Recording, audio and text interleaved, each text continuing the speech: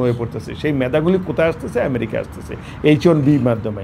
যাই হোক, আজকের এই ভিডিওটা আমার খুব শকিং লাগছে, আমার কাছে খুব খারাপ লাগছে, যার কারণে ভাবলাম যে সবাইরে জানাই, মনের দুঃখের কথাটা জানাইছি। হয়তো বাংলাদেশিরা ওইভাবে H1B ভিসা আসে না, ওনাদের কাজে লাগবে না, কিন্তু মনের দুঃখের আক্ষেপের কথাটা সে বললাম যে তোমাদের দেশে তোমরা এত নতুন নতুন আইন করো, ঘোরার মধ্যে চিন্তা ভাবনা করো না সমস্যাটা কোন জায়গায়। এই দেশে স্কিল বানাইতে হলে কলেজ ইউনিভার্সিটি মানে ন্যূনতম টিউশন ফির ভিতরে করে দিতে হবে, তাইলে যদি এই দেশের পোলাপান লেখাপড়া করতে পারে। আসসালামু আলাইকুম, আমি দেলোয়ার হোসেন হিরণ, USB ডিভিশনের পক্ষ থেকে দূরে এবং কাছে, দেশে এবং বিদেশে যে যেখান থেকে আমাকে এবং আমার এই ভিডিওটি দেখবেন, সাউথ ফ্লোরিডা থেকে সবাইকে জানাই আরেকবার পান্ডালা শুভেচ্ছা। আজকে আবার আরেকটি ভিডিও নিয়ে আপনাদের সামনে হাজির হয়ে গেলাম। আজকের বিষয়টা নিয়ে আসলে সেই আমেরিকার ভিসা নিয়েই, আমেরিকান ইমিগ্রেশন নিয়েই আরেকটা ইনফরমেশন আছে। কারণ আমাদের নতুন প্রেসিডেন্ট আসার পরে ভাই প্রতিদিনই কোনো না কোনো মেসেজ থাকে। ওরে আল্লাহ ভাই, এটা একটা মানে হয়ে গেছে আর কি, একটা নাটক শুটিংয়ের মতো হয়ে গেছে আর কি। কখন যে কোন দিন কী হবে কেউ জানে না ভাই। এই আজকে একরকম কথা, কালকে আরেক রকম কথা।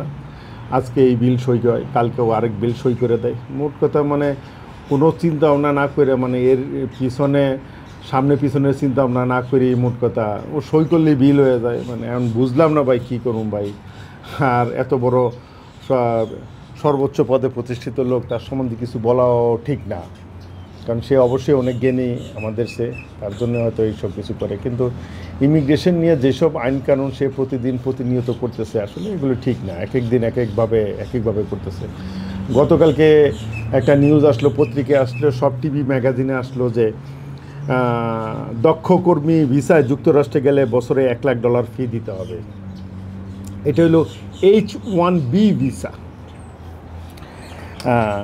ভিসাটা হইল গিয়ে প্রতি বছর আমেরিকা প্রচুর সংখ্যক H1B ভিসাটা আমি একটু সম্পর্কে একটু বলি। কারণ আমেরিকাতে অনেক ক্যাটাগরিতে ভিসা আছে, এমপ্লয়মেন্ট ক্যাটাগরিতে, ফ্যামিলি বেস ক্যাটাগরিতে। মূলত এই দুইটা ক্যাটাগরিতে কিন্তু আমেরিকায় লোকজন ইমিগ্রেন্ট হয়ে আসে, আর আসে নন ইমিগ্রেন্ট ক্যাটাগরিতে অনেকগুলি ভিসা আছে।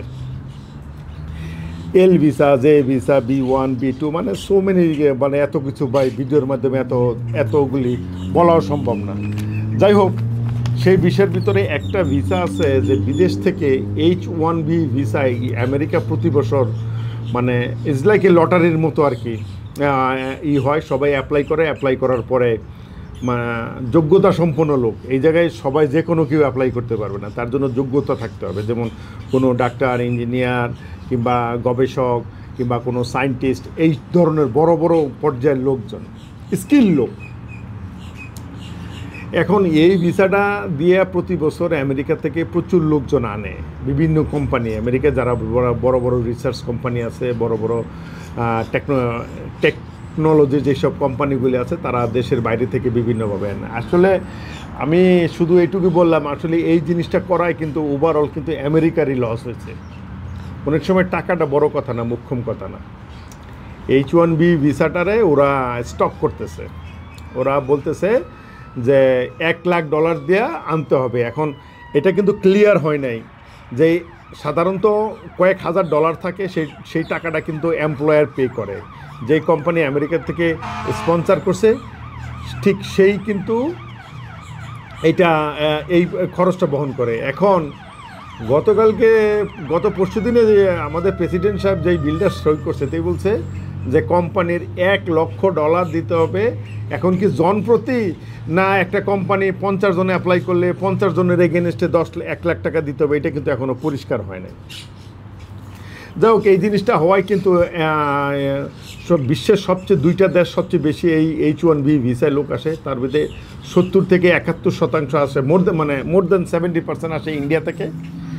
টেকনোলজির লোকজন, মানে সফটওয়্যার ইঞ্জিনিয়ার, ডাক্তার, বিভিন্ন ক্যাটাগরিতে আসে, যেমন গুগল, বিভিন্ন টেক সেক্টর যেগুলি আছে। আর 11 থেকে 12% লোক আসে চায়না থেকে, আর বাকিটা অল ওভার দ্য ওয়ার্ল্ডে আসে। তার মানে সবচেয়ে বেশি এই ব্যাপারে ভিসার ব্যাপারটা যেটা হয়েছে, এটা যদি হয়ে যায়, আপাতত দৃষ্টিতে মনে হইতেছে যে ইন্ডিয়াই ক্ষতিগ্রস্ত হয়ে গেল। ইন্ডিয়া কিন্তু যদি আমাদের জিজ্ঞাসা করেন, আমি বলবো ভাই এইটা আমেরিকার ক্ষতি হয়ে গেল। কীরকম ক্ষতি হয়ে গেল আমেরিকার? মনে করেন এই H1B ভিসার লোভ দেখায় কিন্তু বিশ্বের যত মেধা লোক আছে, যেগুলো দিয়ে আমেরিকা রিসার্চ করে আজকে বড় বড় প্রজেক্ট করে, বড় বড় যেমন অ্যাপলের বড় বড় প্রজেক্টে কিন্তু যারা ডিজাইনার প্রজেক্টার কিন্তু বিভিন্ন দেশের লোক আছে, ইভেন আমাদের বাংলাদেশিও আছে ওইখানে। এবার ওই যে অ্যাপল 17 ইয়ারের যে ডিজাইনার সে কিন্তু একটা বাংলাদেশি ছেলে। এটা জাস্ট একটা উদাহরণ দিলাম আমি। তাইলে দেখা গেল বিশ্বের বিভিন্ন দেশ থেকে মেধাগুলি H1B ভিসার লোভ দেখায়, আমেরিকা আসার লোভ দেখায়, সেগুলি আমেরিকা নিয়ে আসতেছে। কারণ আবারও বলি H1B ভিসায় কিন্তু আলতু ফালতু লোক কিন্তু আসে না, সিরিয়াস এবং জিনিয়াস পোলাপান লোকজনই কিন্তু H1B ভিসা আসে। তো আমি মনে করি যে এটা আমেরিকার একটা বিশাল লস। এখন আমাদের প্রেসিডেন্ট সাহেব বলছে এবং যে বাণিজ্য মন্ত্রী সেও নাকি এই ব্যাপারে বলছে যে আমেরিকান লোকের কাজ না দিয়া সেই জায়গাটা বিদেশ থেকে লোক আনতেছে। এখন আপনি যদি আমারা জিজ্ঞেস করেন ভাই, আমি 34 বা আজকে 30 বছর ধরে আমেরিকায়, আমার ছেলে মেয়ে 2 মেয়ে তো ডাক্তার। আমেরিকার এডুকেশন নিয়ে বলতে হলে যেহেতু আমি এডুকেশন সেক্টরে জড়িত, এই জন্য আমি কথাগুলি বলতে চাই। শুরুতে আমি একটু বর্ণনা দিয়ে নিই আমি কী জন্য কথাটা বলছি, কী জন্য এত কিছু জানি। যে ভাই আমেরিকার যে এডুকেশন সিস্টেম ভাই, 3টা ধাপ পেরোতে হয়, elementary, middle school, high school. Elementary শুরু হয় কেজি থেকে, নার্সারি থেকে 5 পর্যন্ত, তারপরে 6, 7, 8 ডেট হয় মিডল স্কুল, আর 9 থেকে 9, 10, 11, 12 এই 9, 10, 11, 12 এই 4 বছর কিন্তু হাই স্কুল হয়। হাই স্কুলের পরে কিন্তু আমেরিকার কলেজ হয়। বিশ্বের অন্যান্য দেশের এডুকেশনের সিস্টেমের চেয়ে আমেরিকার এডুকেশন সিস্টেমটা একটু ডিফারেন্স। মানে যেমন বাংলাদেশে ম্যাট্রিক পাস করে 10 বছর স্কুল যাওয়ার পরে এসএসসি পাস করার পরে 2 বছর কলেজে যায়, কলেজ পাস করলে ইউনিভার্সিটিতে যায়, বিভিন্ন যায়। কিন্তু আমেরিকায় সেরকম নয়, আমেরিকায় 12 বছর। তার মানে আমেরিকায় যে একটা ছেলে হাই স্কুল শেষ করলো সে কিন্তু বাংলাদেশের ইকুইপমেন্টে, ইন্ডিয়ার ইকুইপমেন্টে কলেজ শেষ করলো, তারপরে সে হায়ার স্টাডিতে যাবে। এখন বলি ভাই কী জন্য মোস্ট অফলি আমেরিকানরা ভাই, এটা সবাই জানে, মোস্ট অফলি আমেরিকান সিটিজেন যারা আছে, যারা বাই বর্ন আমেরিকান কিংবা শ্বেতাঙ্গ বলেন, কালো বলেন, সবাই বলেন, যারা আমেরিকার বংশ, যারা পোলাপান, আমাদের ইন্ডিয়ান কিংবা ইমিগ্রান্টদের কথা আমি বলতে চাই না, ওইটা ব্যাপারটাই আমি আসতেছি, একটু পরে আসতেছি। যারা আমেরিকান তারা কিন্তু হাই স্কুলের পরে সব হারায় যায়। তার কারণ কি জানেন? কারণ কলেজটা অ্যাফোর্ড করতে পারে না। এখন এই গভর্নমেন্ট যে চিন্তা ভাবনা করছে যে এই দেশের পোলাপানদের শিক্ষা দিব, ট্রেনিং করায় হায়ার এডুকেশনে যাবে, H1B ভিসায় বাইরের থেকে লোক আনবে না ভাই। এই কাজগুলি কারণে আমেরিকান ছেলেমেয়েরা তো হাই স্কুলের পরে, তাইলে এখন কি করতে হবে? যদি গভর্নমেন্টের এইটা করার চেয়ে আমার উচিত আমার কলেজটারে আরও শিথিল করে দেওয়া। টিউশন ফি ভাই, টিউশন ফির কারণে কিন্তু সব পোলাপান কিন্তু হারায় যায় ভাই। হাই স্কুল পাশের পরে খুবই কম সংখ্যক ছেলেমেয়ে, আমেরিকান ছেলেমেয়েরা হায়ার স্টাডিতে যাইতে পারে ভাই, খুবই কম। যেমন আমার কথা বলেন, আমার ছেলে এবার 11 গ্রেডে পড়ে, আর 2 বছর আছে। আমি এখন থেকে চিন্তা ভাবনা করতেছি যে আমার ছেলের যে কলেজের টিউশন ফি, ভালো কলেজে ভর্তি হইতে হবে, সেই কলেজে অ্যাফোর্ড করতে হবে ভাই। একটা কথা বলি ভাই, আমেরিকায় 18 বছর হলে কী হয় জানেন? বাসাতে বাপ মাই বলে দেয় যে ভাই তুমি এই বাসায় থাকতে হলে তোমার শেয়ার করতে হবে, খাবার দাবার, কাপড় চোপড় সব কিছু শেয়ার করতে হবে, ঘর ভাড়াটাকে শেয়ার করতে হবে। এখন ভাই হাই স্কুলের এই টিউশন ফি কে দিব ভাই? হু করে পে হাই স্কুল টিউশন ফি? ওর জন্য পার্ট টাইম জব করতে হবে ভাই। এত সোজা না ভাই, একসাথে আপনি লেখাপড়া করবেন আর আপনি পার্ট টাইম জব করবেন, ইজ নট এ জব ভাই। তার জন্য কি লাগে? বাপ মার লাগে। যেমন আমাদের ইন্ডিয়ান বংশোদ্ভূত ছেলেমেয়েরা কী জন্য এত হায়ার এডুকেশনে যায়? যেমন আমার মেয়েরা ডাক্তার হয়েছে, এই পর্যন্ত কিন্তু একদিনও কাজ করে নাই, সমস্ত টাকা কিন্তু আমি পে আপ করছি।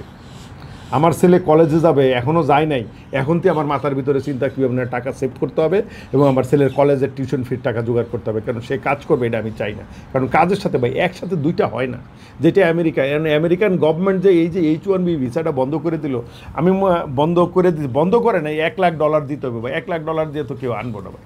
একটা লোকের পিছনে কে $1,00,000 বার্ষিক, তাও not even one time, every year $1,00,000 দিতে হবে। এটা কি ইন্ডিভিজুয়ালি করছে না পুরো কোম্পানির নামে করছে জানি না। সাধারণত অ্যামাজন, তারপরে গুগল, বিভিন্ন টেকনোলজি সেক্টরগুলো, অ্যাপল, এরা কিন্তু ওই যে এই HP ল্যাব, তারপরে ডেল কম্পিউটার, এইসব সেক্টরে যেসব লোকজনগুলি আসে সেই সব কোম্পানিগুলি স্পন্সর করে লোকজনগুলি আনে, H1B ভিসা আনে। এবং এটা খুব ইজি হয়ে যেত। এইভাবে আসার পরে অনেক সময় কী হতো জানেন, যারা ভবিষ্যতে ভালো কিপ কন্টিনিউ লং টাইম থাকতো, যদি কোম্পানি স্পন্সর করে, অনেক সময় তাদের গ্রিন কার্ডও হয়ে যেত। এই লোভে কিন্তু বিশ্বের প্রত্যেকটা দেশের থেকে যে মেধাগুলি দেশের পাচার হয়ে যেত, মানে সেগুলি আমেরিকা আসতো। ওই যে গ্রিন কার্ডের লোভ দিয়ে ভালো ভালো মেধাগুলি আনছে, নাসাতে চাকরি করে কি বিদেশি বহুত ইন্ডিয়ান বাংলাদেশি পোলাপান কিন্তু নাসাতে চাকরি করতে হচ্ছে, আর ওই ভিসার ভিসাতে। এখন যদি নাসারে যদি কয় যে $1 লাখ দিয়ে একটা লোক পার ইয়ার দিতে হইব, ভাই কে আনবো ভাই? ইটস নট এ জোক ভাই, $1 লাখ দিয়ে আনবো। তারপরে হইতেও পারে, ইউ নেভার নো, আমার কথা আমি বলতেছি। তবে গভর্নমেন্টের উচিত ছিল কি H1 ভিসা, গভর্নমেন্ট যে কথাটা বলছে এটাও রাইট। H1B ভিসা, দেশের বাড়িতে লোক নেয় না, দেশের লোকের স্কিল করো, স্কিল বানাও। বা দেশের লোক হায়ার এডুকেশন পর্যন্ত যাইতে পারে না, তাহলে করবো কেন? স্কিল কারে করবো ভাই? এত লোক তো হারায় যায়, বাপ মার জন্য, সামাজিকতার জন্য এটা হারায় যায়। এই দেশের এটা সমাজ কালচার, বাপ মার সাথে শেয়ার করতে হইবে। বাপ মা আমার ছেলে মেয়েরা কি এখন শেয়ার করে? আমার টাকা পয়সা, এই যে বাড়ির মর্গেজ, খরচ, আমার ছেলে মেয়েরা সর্বোচ্চ লেভেলের লেটেস্ট টেকনোলজি সব কিছু ইউজ করে, আমি কিনে দেবে। এটা আমার দায়িত্ব। এটা আমরা ইন্ডিয়ান বংশোদ্ভূত যারা আছে তারা আমরা মনে করি যে আমাদের ছেলে মেয়েদের চাহিদা পূরণ করা মৃত্যুর আগ পর্যন্ত, যতদিন পর্যন্ত সম্ভব আমাদের। কিন্তু না ভাই, আমেরিকার কালচারটা কিন্তু টোটাল ডিফারেন্ট। হাই স্কুলের পরে পাস করার পরে, হাই স্কুলের পরে সব পোলাপানের বাসা সব কিছু শেয়ার করতে হয়, বাড়ার মর্গেজ শেয়ার করতে হয়, বাজার শেয়ার করতে হয়। ভাই এখন একটা লোক, একটা ছেলে এইটা শেয়ার করবো না, কলেজে টিউশন ফি দিয়ে দেবো না, কলেজে দেবো, কারণ টাকা কামাইতে হইব তারে, সে টাকাটা কোথার থেকে কামানো? ভেরি রেয়ার ভাই।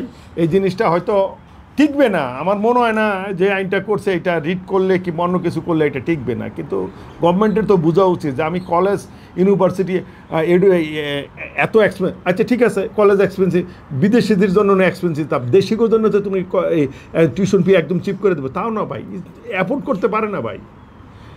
90% ছেলে মেয়ে হাই স্কুলের পরে হারায় যায় আমেরিকায়। শুধু ইন্ডিয়ান বিদেশি বংশোদ্ভূত অভিবাসীরা, ইমিগ্রান্টদের ছেলে মেয়েরা কিন্তু হায়ার এডুকেশন পর্যন্ত যাইতে পারে, এছাড়া আর যাইতে পারে না ভাই। খোদ আমেরিকান যারা আছে, আমেরিকানরা মানে কলেজ, ইউনিভার্সিটি গণ্ডি পর্যন্ত যায় না ভাই। হাই স্কুল পর্যন্ত ফ্রি চিকিৎসা, ফ্রি কোনো টাকা পয়সা লাগে না, বরঞ্চ খাবার দাবারও দেয়, সকালে নাস্তা দেয়, দুপুরে খাবার দেয়, ওই হাই স্কুল পর্যন্তই ভাই। তারপরে সব আস্তে আস্তে চলে যায়, আস্তে আস্তে গিয়ে করবো কোনো ম্যাকডোনাল্ডস, ব্যাংক এইসব জায়গায় কাজকাম করবো, মানে জব করবো। ভালো হাই স্কিল জব ভাই বিদেশি পোলাপান, দেশি আমেরিকান পোলাপান খুব কম, কারণ ওই যে একটা কথা বলি টিউশন ফির জন্য। যাই হোক, আজকের এই নিউজটা পাওয়ার পরে আমার কাছে খুব খারাপ লাগলো, কারণ ওভারঅল আমেরিকার এই লস হয়েছে। এই জিনিসটায় লস, যদি বিদেশ থেকে ছাত্র না আসে, বিদেশ থেকে স্কিল ওয়ার্কার যদি না আসে, আমেরিকারই লস হবে, টেকনোলজির। কারণ আমরা, আমেরিকা মনে করে বিশ্বের সবচেয়ে বড় টেকনোলজির দেশ আমেরিকা। সেই টেকনোলজির দেশে সেই টেকনোলজিটা করবে কে? সেই জন্য তো লোক লাগবে, সেই স্কিল লেবার লাগবে, লোক লাগবে। এই স্কিল লেবার তো আমেরিকায় গ্রো হয় না, এটা বিদেশ থেকে ওরা নিয়ে আসে। মানে ওই যে টোয়ের ডালে বাগার দেয় আমেরিকা, মানে Bangladesh, America, India, all over the কান্ট্রিতে ছোটোতে বড় করলো, কলেজ, ইউনিভার্সিটি পাস করলো, সেই ছেলেটারে, সেই জিনিয়াস পোলাডারে আমেরিকা গ্রিন কার্ডের লোভ দেখায় আমেরিকা নিয়ে আসলো। তার মানে বিশ্বের অন্যান্য দেশ, যে যার কারণে আমাদের দেশ কিন্তু মেধা শূন্য হয়ে যেতেছে, আমাদের দেশ দিন দিন অনুন্নত হইতেছে, কারণ আমাদের দেশে ওই রকম মেধা নাই। আর মেধারে সম্মান দেওয়া, আমাদেরও দোষ আছে, আমাদের দেশেও, বাংলাদেশ, পাকিস্তানের, ইন্ডিয়ায় দোষ আছে, আমরা মেধাদের সম্মান দিতে জানি না। আর আস্তে আস্তে আমাদের দেশ মেধা শূন্য হয়ে পড়তেছে। সেই মেধাগুলি কোথায় আসতেছে? আমেরিকা আসতেছে, H1B মাধ্যমে। যাই হোক, আজকের এই ভিডিওটা আমার খুব শকিং লাগছে, আমার কাছে খুব খারাপ লাগছে, যার কারণে ভাবলাম যে সবাইরে জানাই, মনের দুঃখের কথাটা জানাইছি। হয়তো বাংলাদেশিরা ওইভাবে H1B ভিসা আসে না, ওনাদের কাজে লাগবে না, কিন্তু মনের দুঃখের আক্ষেপের কথাটা সে বললাম যে তোমাদের দেশে তোমরা এত নতুন নতুন আইন করো, ঘোরার মধ্যে চিন্তা ভাবনা করো না সমস্যাটা কোন জায়গায়। এই দেশে স্কিল বানাইতে হলে কলেজ, ইউনিভার্সিটি মানে ন্যূনতম টিউশন ফির ভিতরে করে দিতে হবে, তাইলে যদি এই দেশের পোলাপান লেখাপড়া করতে পারে। সরকারি বেশি সরকারি স্কুল, ইউনিভার্সিটি, কলেজ, ইউনিভার্সিটি বানাইতে হবে, যে জায়গায় কম পয়সায়, কম মূল্যে টিউশন ফিতে সবাই লেখাপড়া করতে পারে, সবাই অ্যাফোর্ড করতে পারে। যাই হোক, আজ এই জিনিসটা খুব খারাপ লাগলো। হয়তো ইন্ডিয়াদের জন্য, ভারতীয় যারা আছে তাদের জন্য এটা শকিং নিউজ, কারণ প্রচুর 70 থেকে ওভার 70% লোক কিন্তু ভারত থেকে আসতো। দেখ, ভারতের জন্য আরেক দিকটা ভালো হয়েছে ভাই, ওই মেধাটা দেশেই থেকে যাবো। যদি দেশে না আসে, স্কিল তো থেকে যাবো ভাই, দেশেই থেকে যাবো। দেশে হয়তো কেউ না কেউ কোনো কর্মসংস্থান করবো। আর পৃথিবীতে আল্লাহ কারো কোনো জায়গায় আটকে রাখে না, একভাবে না একভাবে আল্লাহ উদ্ধার করে দেয়। যাই হোক, আজ এই পর্যন্তই। আর আগামীকালকে চলে যাচ্ছি রাশিয়া যাব। রাশিয়া যাওয়ার পর আমাকে সবার কাছে একটা অনুরোধ থাকবে ভাই, এতদিন তো ইমিগ্রেশন নিয়ে ব্লগ করি, সাথে সাথে ট্রাভেল ব্লগও করবো, বিভিন্ন পুরো ইউরোপটা 2020 সালে ইউরোপ গেছিলাম, তারপর আর যাওয়া হয় নাই। এবার রাশিয়া থেকে যাওয়া শুরু করব। মোটামুটি কথা ইউরোপের মোস্ট অফলি দেশগুলি বাই রোডে যাব, প্লেনে যাব না ভাই, ইচ্ছা করে বাই রোডে যাব, ইচ্ছা করে মানে বর্ডার ক্রসের জন্য যেসব আছে ভাঙে ভাঙে যাব, দেখবো ওই জায়গার কী পরিস্থিতি, কীভাবে মানুষ লোকজন যাওয়া আসা করে, ভিডিওর মাধ্যমে ফুটাই তোলার চেষ্টা করবো। আশা করি সবাই সাপোর্ট করবেন, কারণ আপনারা সাপোর্ট করলে ভালো লাগে আর কি। কেমন আমি একজন রিটায়ার্ড পার্সন বা ইউটিউব করে এটা একটা নেশা হয়ে গেছে, এই জন্য করতে হয়। আর আমি মনে করি যে এটা দিয়েও একটা মানুষ সবাই করা হয়, কারণ বিভিন্ন সময় বিভিন্ন ইনফরমেশন, সঠিক ইনফরমেশনগুলি আমি তুলে ধরার চেষ্টা করি। যাই হোক, আজ এই পর্যন্ত সবাই ভালো থাকবেন, সুস্থ থাকবেন, আমার জন্য দোয়া করবেন। আর ইউরোপের প্রতিটা ব্লগ দেখার জন্য সবার কাছে অনুরোধ রইল ভাই। এই সব ওই ব্লগ দেখার ভিতরেও অনেক ইনফরমেশন পাওয়া যাবেন, হয়তো কারণে কোনো কাজে লাগবে ভাই। এর জন্য বলি সবাই আমার ভিডিওগুলি দেখার চেষ্টা করেন ভাই, ঠিক আছে? আজ এই পর্যন্ত ভালো থাকবেন, সবার জন্য দোয়া রইল, ভালোবাসা রইল। টিল দেন, আল্লাহ হাফেজ।